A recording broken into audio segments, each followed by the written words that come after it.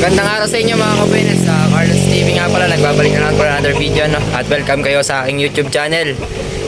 Mga kabuenas, ngayon mag-update lang ako doon sa kalagayan ng ating mga nailabang manok, yung mga manok natin na nanalo. Papakita ko sa inyo mga kabuenas kung ano yung kalagayan na nila ngayon. So ito, papakita ko sa inyo mga kabuenas.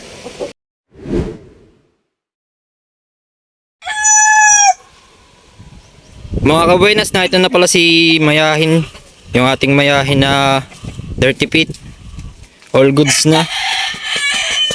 Diba nung nakaraan mga kabuenas dun sa ating video, nakakulong pa sila dun sa ating kulungan dun. Ngayon mga kabuenas ay nakalabas na, kasi nakarecover na sila dun sa mga sugat nila. Yan mga kabuenas.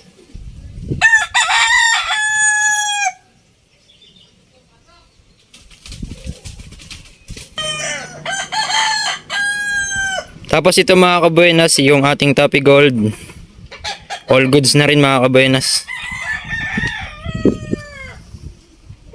Magaling na rin yung kanyang mga sugat. Wala naman siyang iniindang, wala naman siyang iniinday na pamimilay.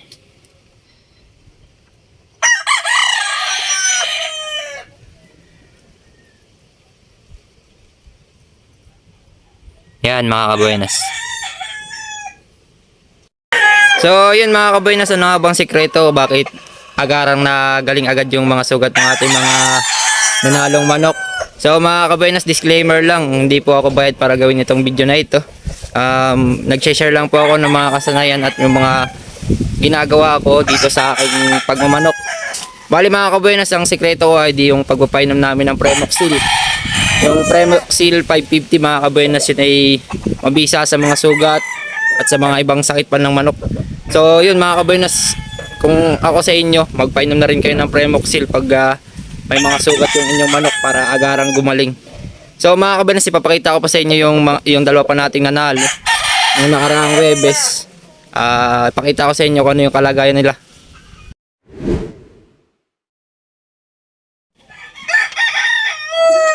Bali ito mga kabuenas, yung ating mga nanalo pa. Bali, nire-recover pa nila yung kanilang mga sugat. Ongoing naman yung pagpapainom natin ng Premoxil sa kanila mga kabuenas.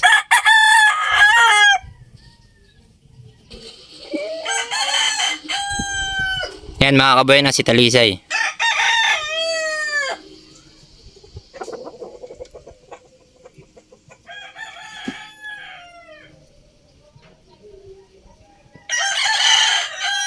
Bali yun mga kabuenas, tayo ay nag-update lang po ulit sa kalagayan ng ating mga manok. Hanggang dito na lang po muna ulit ako. Kung interested ka sa mga itong klaseng video, huwag mong kakalimutan mag-like, mag-comment at i-share yung ating video. At huwag mong kakalimutan na i-subscribe ang ating YouTube channel, no? At pakiclick na rin ng bell button para lagi kang updated pa sa mga bago pang gagawing video. Ilan po at maraming salamat.